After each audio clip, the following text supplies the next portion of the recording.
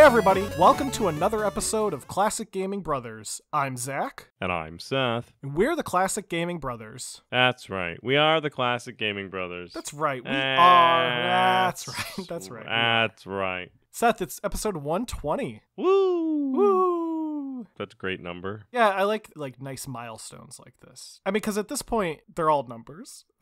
Like, it's not going to be as exciting as 200, and 120 isn't as exciting as 100. But we're still going. We're still going strong. That's right. I mean, to be fair, they're always numbers. Even episode 1 was a number. That's true. I mean, that is how things work. Anyway, so Zach, what have you been playing recently? Well, Seth, recently I have been playing Warcraft 3 Reign of Chaos, which is a 2002 real-time strategy game developed by Blizzard Entertainment, and many episodes ago I was playing Warcraft 3 Reforged, which is the remastered version of Warcraft 3, and I'll put remastered in quotes because It's arguably a worse version of Warcraft 3, which is a great game. So how have you been playing Reign of Chaos? I have been playing via an original CD copy of Reign of Chaos that I bought at a Savers for $2. Oh, fun. And it came with Frozen Throne and a copy of Majesty 2 because someone put that in the case by accident. That's awesome. Yeah, so I got essentially 3 games for the price of 1 by accident. Have you been playing it on the PCAM? No, I've been playing it on my Windows 10 machine because it runs perfectly. What about Majesty 2? Oh, I don't know about Majesty 2. I haven't tried putting that in yet. But Warcraft runs perfectly. The one problem with Warcraft is that there is some issues with the aspect ratio, but I think I could probably find a mod that just fixes that for me. It doesn't do full resolution. Oh yeah, there's probably a widescreen hack. Yeah. It's fun that you mentioned PCEM. So for those who don't know, what Seth is referencing is actually a PC emulator that he introduced me to, which is a great little tool if you want to get older computer games running. Basically, it's a bit of a process. You essentially have to build a classic computer virtually, and then you can actually install them as you would onto a virtual hard drive. So I do have one that runs Windows 98, and I have been running a couple of programs from that, but nothing that I haven't talked about before, mostly Doom and Chex Quest. I have a 98 version that I've been running a Midtown Madness version on. My Midtown Madness didn't work properly. I think I need to reconfigure it. You need a better computer. So PCEM, it's not emulating Windows. It's emulating the actual hardware of an old computer. So your computer is emulating a different CPU and is also emulating a CPU, a GPU, all the aspects of a computer. Your computer is faking it, essentially. And it does take a bit of effort for a computer to pretend to be another computer. Even powerful systems have difficulty pretending to be low-level systems. So I have a pretty high-end computer, and I can mimic a 166 megahertz CPU pretty easily. My wife has a Surface that has some difficulty emulating a 166 megahertz CPU, even though her Surface is, running Windows 11. It's an interesting piece of software. A lot of the higher end systems on the software is really future-proofing for future computers that are going to be faster to be able to emulate even faster, slower computers. It's cool. It's the only way that I've figured out where I can play a game that I own that is a Windows 95 to 98 era game without having compatibility issues. There's a sweet spot of games that are post-DOS and Windows Vista even, where sometimes you have difficulty getting the game to run. Even DOS games, there's DOSBox, which is a DOS emulator, which works great. You can use the DOSBox to install Windows 95. That is very, very unstable and doesn't always work and is a pain in the butt to do. PCEM makes installing Windows 95, Windows 98 easy and accessible. Now, you do need a copy of Windows 95 or Windows 98, whichever you're installing, but those are not too difficult to come by since it's really dead software. There are people that still make updates for the old graphics, and if you need drivers, there are people who are out there that make free driver updates for Windows 98 drivers because your fake graphics card will need actual drivers, which is unique. Yeah, that was probably the longest process of the setup. Was I ran a patcher that came recommended by a YouTuber, and that probably took me about 20 to 30 minutes. But separate from PCEM, Warcraft 3 Reign of Chaos does work fine on Windows 10. And actually, doing a little bit of research, apparently Blizzard actually did put out a patch for Warcraft 3, not Reforged, original Warcraft 3, to get it to natively run in 16:9. So, fun. You can download that from there. I think you can actually just get it through Battle.net if you plug in the CD keys, but I've seen people have separate installers available, so gonna look into that a bit more. Fun. But anyway, Seth, what about you? What have you been playing? So recently I picked up a game called Fox and Forests. So Fox and Forests is a 16-bit style action platformer that has different RPG elements in regards to like buying equipment and getting additional powers and kind of leveling up your character without actually having like a level associated with it. The interesting mechanic that I really liked about it is you're able to control the seasons. So the game takes place, you play a fox and you're in a forest, and your fox is kind of like a mercenary, and he's going to help out the forests with their problem, but only for money, which will lead him to have food. Essentially, the story starts off, he meets a partridge, the bird. Is it in a pear tree? It's not. It's on a stump. But he meets this partridge, and he says, "Hey, Mr. Partridge, I'm going to eat you." And the partridge says, "I taste nasty, but if you help us with our problem, you can get lots of money. And then you can get some food." And the fox is like, "Great." And so then the fox meets an old tree, kind of like the Deku tree, who's having issues with these monsters. And you're like, okay, yeah, as long as I get paid, I'll go fix this problem. And then you go out and adventure. And it has a home-based section where you can go in, and there's like 3 different shops where you can buy and upgrade things. And then you can adventure out into the game as a whole. And it's kind of like Mario, where you can go to like from world to world within this like forest on a path, like classic Mario World. You follow like a little path and you can go to different, like you zoom into those different worlds, and you have like an overworld. You can then also revisit these other worlds because you can gain more powers as you progress, and you can unlock different areas of the levels that you've been into to collect more hidden objects throughout the game. It's got kind of like Owlboy graphics, and you kind of go in and adventure and jump around and shoot things.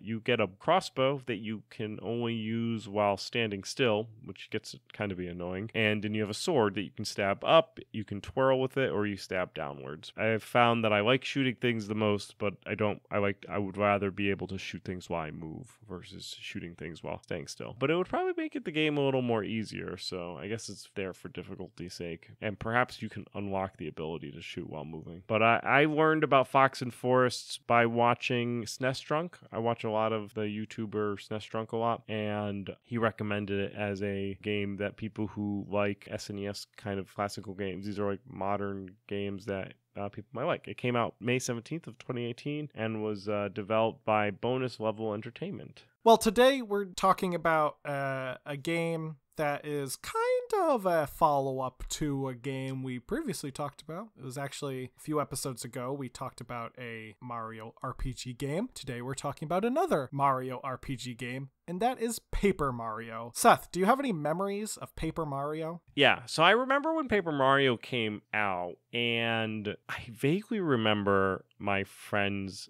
who had the N64 and eventually got a GameCube. They had Paper Mario, but we never played Paper Mario when I was over because it was a single-player game. But I saw it being played. I think their brother really liked it and would always be playing it when we were going to go play on the N64, and so he had to save his game. I was always intrigued by it because it was Mario looking like a piece of paper, which was different than previously seeing Mario, which would be Mario 64, where he is not flat like paper. So he exists as regular Mario and flat Mario all on the same system. So for me, it was curious, and it was a different layout. I wasn't familiar with Mario RPG, Super Mario RPG from the SNES. So it was a unique experience for me seeing Paper Mario. So we did own an N64, though I think it was when you were in high school, maybe toward the end of your time in high school. And do we have Paper Mario? We didn't own Paper Mario, but we did rent Paper Mario. Oh, okay. I remember we rented it a couple times, and I remember the one we rented, I think we rented it once, and it still had one of our save files on it because we rented it from the same place. But then we rented a different copy from a different place. It did not have the save file. It didn't save on the save cartridge? No, Paper Mario I think actually saves to a battery backup. I don't remember renting it. I remember my friend's brother playing it. Oh, okay. Yeah, I remember we rented it at one point. I think so there was a couple of video stores in our town. There was a Hollywood Video, and there was a local family-owned video store that was next to a Mexican restaurant. I remember renting it, though, from the family-owned video store, because I remember that's also where we got a copy, like purchased a copy of Sonic 3 when they were liquidating their Sega stock. Yeah, there was Family Video, a Hollywood Video, and Funcoland. Right. You didn't rent stuff for Funcoland. That was a purchase. That's true. But they were friends with Hollywood Video or a subsidiary? No, Hollywood Video had a thing with Game Zone, which was associated with Zone. EB Games. You could rent things from Game Zone. Yes. Which was connected to the Hollywood Videos. And then there was Funcoland somewhere else. Yeah, Funcoland was over by the Borders. I think it was in that plaza across the street because it became a GameStop, which makes sense because Funcoland is essentially GameStop. They're the same company. Remember Software, etc.? I do remember. I loved Software, etc.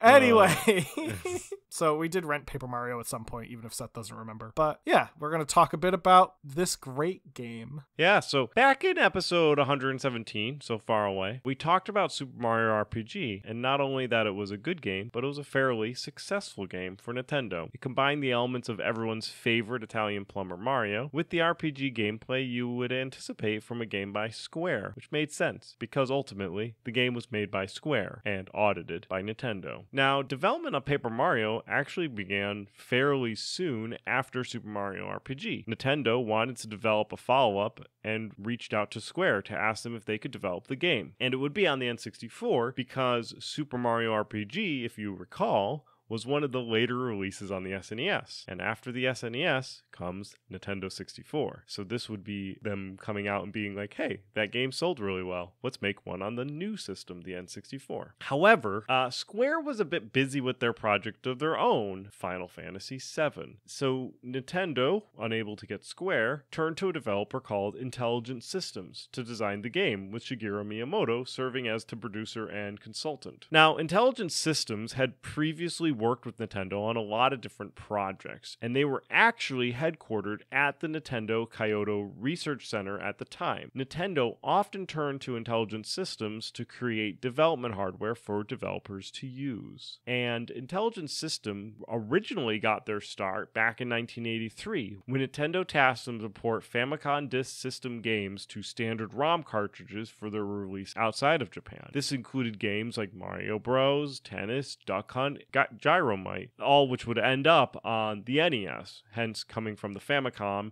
over to a ROM cartridge going onto the NES. So Intelligent System was their porter, as it were. They also worked on some tactical RPG titles such as Famicom Wars and Fire Emblem Shadow Dragon and The Blade of Light. They actually would go on to make, of course, Advance Wars, which some people might be a bit more familiar with than Famicom Wars. Famicom Wars was the first one. Now, likely due to the fact that Square was not connected to this project, it was ultimately decided that they were going to separate the game from Super Mario RPG, at least in the terms of the story and the aesthetics. Also in terms of characters, they're going to have a whole new cast of characters beyond the Mario characters. The developers ended up taking a year and a half to experiment with new ideas to come up with something that would work. This included recycling ideas from Super Mario RPG, such as using pre-rendered 3D graphics, but they eventually decided for something a little different. Production began on Silicon Graphics workstations. For those unfamiliar, Silicon Graphics was a computer company that developed these powerhouse-like design workstations that were used for pretty much all first-party N64 titles. However, the final game's graphics for Paper Mario were actually done with internal Super Famicom tools, which I find interesting, that they essentially made the graphics for an N64 title using Super Famicom equipment. The game was inspired graphically by the PlayStation game Parappa the Rappa, which is a rhythm game that uses paper cutout-like characters in a 3D world. There was also inspiration drawn from classic cartoons such as Disney. I remember Parappa the Rappa. The story itself was crafted to be less like a standard RPG. So where Super Mario RPG is a bit different is in the sense that it's a bit more grander in terms of the overall design and the overall story. This was going to be arguably a bit more grounded to be appealing to all players. They also opted for a more lighthearted approach to storytelling, and you can see this with a lot of visual gags that are thrown in throughout the game. A lot of the humor is derived from the fact that Mario doesn't talk, so he does his Mario thing where he will mime stuff to tell a story. Which didn't he also do in Super Mario RPG, because he doesn't talk in Super Mario RPG? That's right. Yeah, he does that in Super Mario RPG as well. That's like a reoccurring thing where before Mario was given a voice, he never talked. Even now he doesn't talk. Even though Charles Martinet is the voice of Mario, he doesn't have conversations with people. He just says it's a me. Now, a good chunk of the game's time in production was dedicated to the development of the battle system. As the game was being marketed towards a younger audience than most RPG fans, they wanted the game to feel balanced, but also not boring. They did this by implementing action commands, which could be activated with careful button presses. This was something also used in Super Mario RPG. So if you attacked and you pushed the button at the right time, you could have a stronger attack or a weaker attack. The game also incorporated items called badges, which are used to simulate the traditional RPG way of leveling up, while excluding the stats often associated with this. I think Nintendo wanted an RPG, but they didn't want the sea of stats that are sometimes go hand in hand with especially JRPGs. Yeah. Where you have a character with 400 stats and you're not exactly sure what the abbreviation means or what that number does when it goes up. You have SHD. Is that shield or is that, I don't know, should? Because the one thing that will make a child not want to play a video game is by making it math. That's right. Unless it's a video game like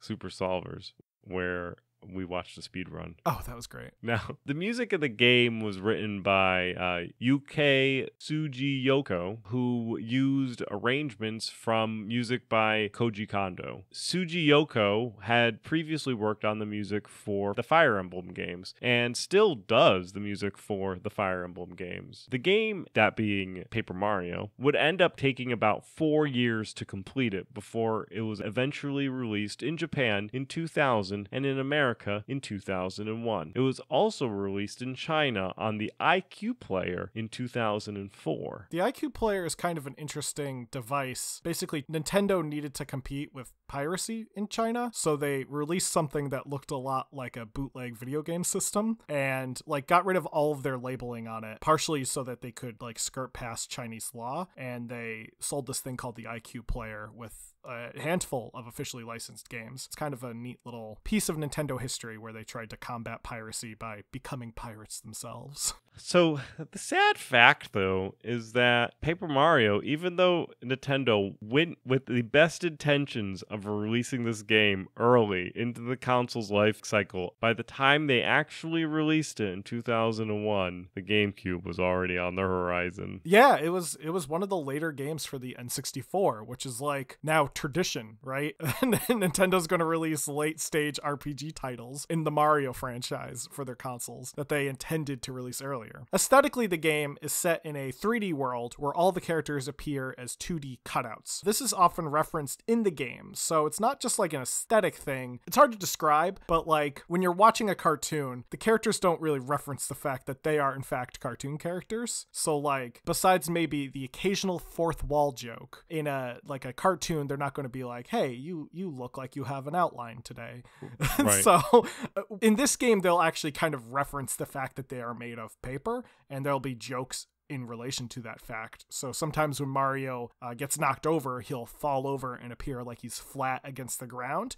I think there's another scene where he gets like crumpled up into a ball. Later games would also make this aesthetic also a gameplay mechanic. In Super Paper Mario, you can turn the world in different directions and see objects that would appear invisible to you because they are paper thin and you're looking at them from the wrong angle. The plot of the game is kind of your typical Mario plot. The game is set where pretty much all Mario games are set in the Mushroom Kingdom. In the game, both Mario and his brother Luigi receive an invitation to join Princess Peach for a party, which she is hosting at her castle. When you arrive there, Bowser steals the entire castle, which is kind of unique for Bowser. Usually he kidnaps the princess. This time he decided to kidnap the castle. Bowser is actually able to overpower Mario because he has a magical weapon that he found called the Star Rod, which grants him invincibility. Mario is tossed from the castle and now must save the 7 star spirits who have been locked away by Bowser. Once you release the 7 star spirits, they are able to overpower Bowser and you can win. In the game, you encounter various new friends that help you along your mission, such as a Goomba named Goombario, a Koopa Troopa named Cooper, a Babam named Bombette, a Paracoopa, who is like a flying Koopa Troopa, named Paracary, a Boo named Lady Bo, a Little Sparky, which are these like weird ball of energy enemies from one of the games. This Little Sparky is named Watt. There's also a Cheep Cheep named Sushi, and a Lakitu named Lakalester. So one thing I like a little bit more than Super Mario RPG about all these characters is that all these characters are pre-established Mario bad guys, but they're good. So like Goombario is a Goomba who lives in the Goomba village with his Goomba friends, and in most Mario games, Goombas are the bad guys, but like the Goomba village is filled with just chill Goombas who just want to like hang out. And Goombario is like your biggest fan. That's why he's called Goombario, like Ario from Mario.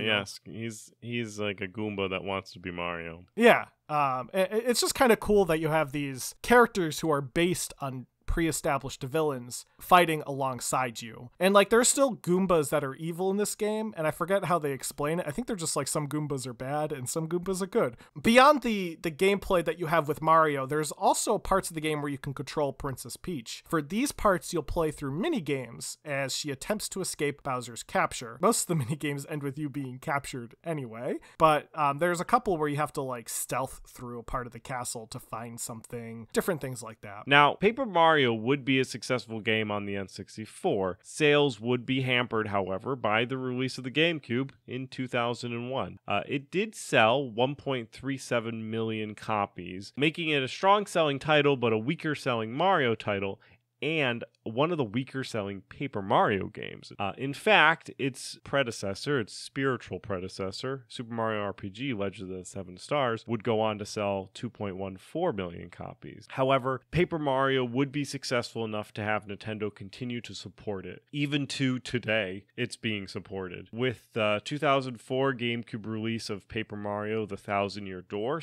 would go on to sell 1.91 million copies. The 2007 Wii release of Super Paper Mario, it would end up selling the most copies of the game. However, as Zach will explain, it wasn't an actual RPG, but it would go on to sell 4.23 million copies. There was a 2012 3DS game, Paper Mario The Sticker Star, which would go on to sell 2.47 million copies. The 2016 release of the Wii U game, Paper Mario Color Splash, would only sell 870,000 units, which would be the least amount of Paper Mario sales. And finally, we have the 2020 release, Paper Mario The Origami King, which so far since 2020 has sold 3.12 million copies, which is pretty impressive. Though as video games have gotten more into the, I would say the aether. I feel like there's far more people playing video games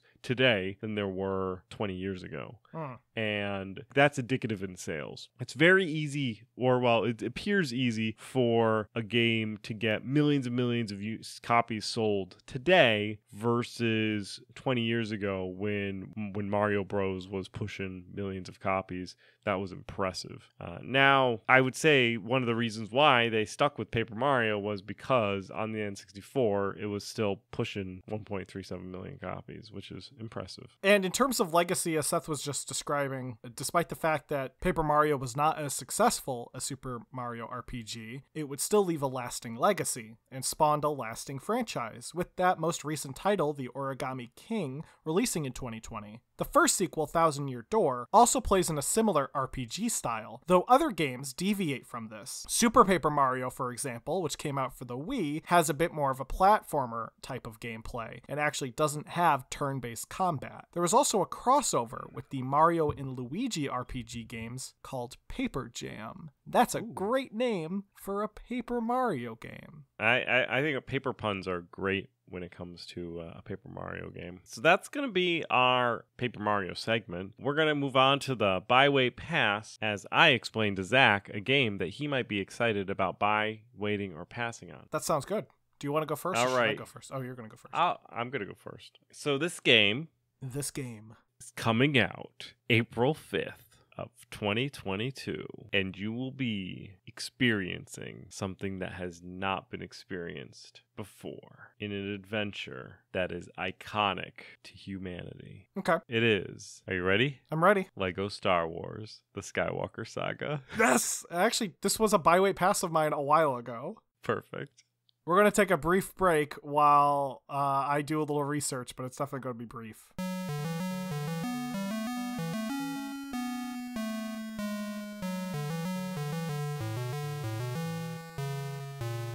And we're back. Lego Star Wars The Skywalker Saga looks like it's going to be a great Lego game. It is the most recent in the long line of Lego Star Wars games created by Traveler's Tales and is totally impressive looking. It has some open world elements, has some like space combat elements, and it's supposed to take place throughout all 9 Star Wars movies. I think also with some Rogue One stuff included, though I'm not 100% sure. I thought I saw a clip of like Lego Darth Vader going down the hallway. It just looks incredibly impressive. It is a likely buy from me, and I am happy it's coming out. I think when we talked about it, it was 2020. So it's been in the works for a while. It's coming out in 2 weeks, or 1 week by the time this episode comes out. Hopefully coming out in 1 week, but it's a likely buy for me. I don't know if it's going to be an instant buy. It seems like a pretty big game, so it might be one of those games that I might wait a little bit just to let any bugs and stuff sort themselves out. But it is a likely buy for me. I'm very excited about the Lego Star Wars Skywalker Saga. I think it's coming to like all major platforms too. So I think it's going to be on Windows, PS5, Xbox. I think there's also a PS4 version that I'm going to try to grab. So there'll be shared split screen too. Ooh, that makes it even more fun because that means Seth and I could potentially do a stream of it if we are hanging out. If our listeners don't know, Lego Star Wars has one of the best moments retold as a Lego, since in the Lego games, the Lego people don't talk. However, they needed to convey how Darth Vader says, "Luke, I am your father." So in the Lego Star Wars games, Darth Vader holds up a picture of him as a child. Yeah, that's a great scene. And from what I'm reading in terms of Rogue One stuff, there's actually going to be DLC packs of Mandalorian Season 1, Mandalorian Season 2, Solo, Star Wars Story, Bad Batch, and Rogue One, and a couple other stuff to mix into the bunch. And it looks like you'll have some playable characters like Ahsoka, Boba Fett, Bo-Katan, Fennec Shand, Moff Gideon. So they're just gonna start up the cash machine. Yeah. And once machine. Disney Plus releases a new episode, they'll release a new DLC.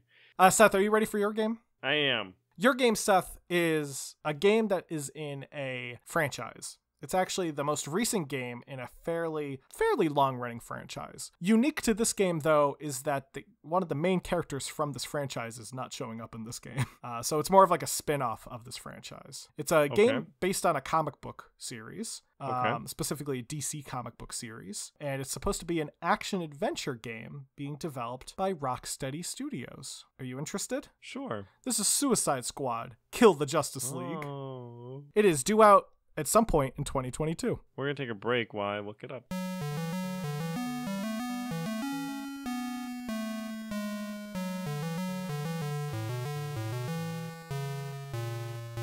And we're back. Suicide Squad Kill the Justice League is, as Zach mentioned, being developed by Rocksteady Studios, which made all of those Arkham games. I've played most of them. I loved Arkham Asylum. Yeah, that's one of my favorite games. It is a really, really good game. And I'm pretty sure I really loved Arkham City. That one's also fun. It's very silly. And then it jumps the shark. But I'm willing to give Rocksteady like a chance again with Suicide Squad, Kill the Justice League. It looks fun. I really like the Suicide Squad characters. Actually, like part of I'm a Marvel person, but if I was to like things in DC, which I do like things in DC, I primarily like Batman villains. That's my thing. And the Suicide Squad is primarily filled with Batman villains and other villains. I like DC villains. I think DC villains are fun. I like Marvel heroes, but I like DC villains. I think Marvel heroes should fight DC villains. Like that's my ideal mixture. Though it doesn't look like you can play as Calendar Man, which makes me sad. I don't think he's in the Suicide Squad. I think he should be in the Suicide Squad. I think it's just Harley Quinn, Captain Boomerang, Deadshot, King Shark. Yeah, well, I can play as King Shark. That's fine. Anyway, I'm going to put this down as a wait. I like Rocksteady games. I'm going to wait, though, for this game to kind of get some initial reviews, and then I may pick it up. But knowing that it was done by Rocksteady makes me feel more inclined to pick it up, since I click on Rocksteady as a developer in my Steam catalog, and I own everything that they have made except for Batman Arkham VR. So I apparently like them enough that I own everything that they've made that's on Steam. I have a lot of stuff they made too. I think I just got a bundle with them. Possibly. Yeah. I might have gotten the same bundle. I don't know. I just own everything that they have. So except for Suicide Squad, Kill the Justice League. So I guess I would, if I was a completionist, I would just buy it anyway. So, but I'm going to put it down as a wait. Well, that sounds good. Well, if you out there want to talk to us about your favorite games, or maybe you have some memories of Paper Mario that you want to share with us, you can always email us at classicgamingbrothers@gmail.com. You can also certainly reach out to us if you have any comments or questions, and who knows, you might have the chance to win a free video game. You can also follow us on social media. Our Facebook, Instagram, and Twitch are Classic Gaming Brothers. Our Twitter is CG Brothers Pod. Beyond that, feel free to go to our website, classicgamingbrothers.com, to listen to our episodes and rate us and review us on all the different podcasting applications out there. We're on everything that we know of. I think that's everything that I have. Seth, do you have anything else that you want to add? Don't play games like my brother. And don't play games like my brother. I've been Seth. And I've been Zach. And we've been the Classic Gaming Brothers. That's right.